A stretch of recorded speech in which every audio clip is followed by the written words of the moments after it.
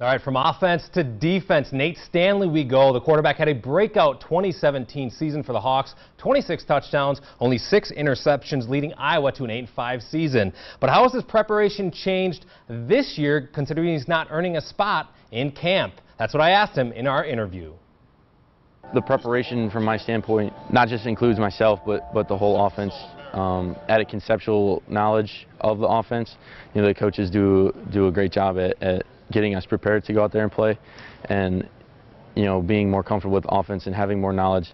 That role is expanded to, you know, the coaches trusting us to even you know, run like a 2-minute drive sometimes. So you know, from that standpoint, you know, the whole offense is trusting us as quarterbacks to do that. How do you think your kind of relaxed or maybe even-keeled personality has helped you excel while you've been here?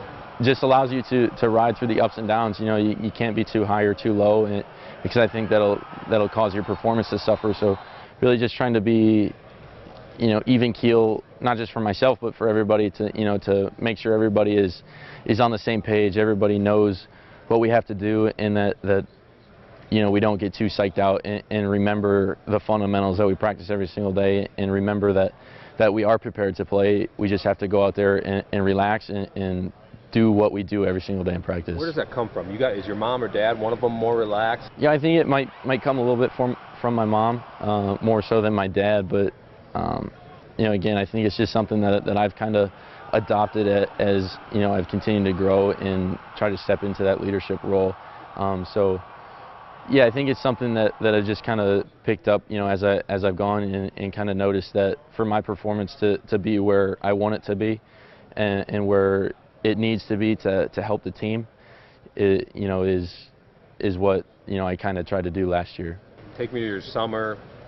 I know you went home, I know you fished. What were you been up to on the breaks? How do you get away from football? How do you de-stress? How do you free your mind? Over the break after school ended in May, you know, went back home, did a lot of fishing, you know, with my friends, just hung out a lot with my high school buddies. But then really just try to hang out with you know, guys on the team here. You know, when we're away from the building, you know, we do go fishing a lot. We do go shoot trap a lot, and you know, then the break that I had before camp, went and saw my sister and her husband, and you know, just went hiking, you know, around some state parks in Wisconsin, and just had a good time. You know, try to really compartmentalize you know, that week, and kind of separate out, you know, what I wanted to do in that week from football, and so when I came back, I could be totally prepared to hit it hard. What about the woodwork? I know Emmett wrote a story about the woodwork. Mm-hmm.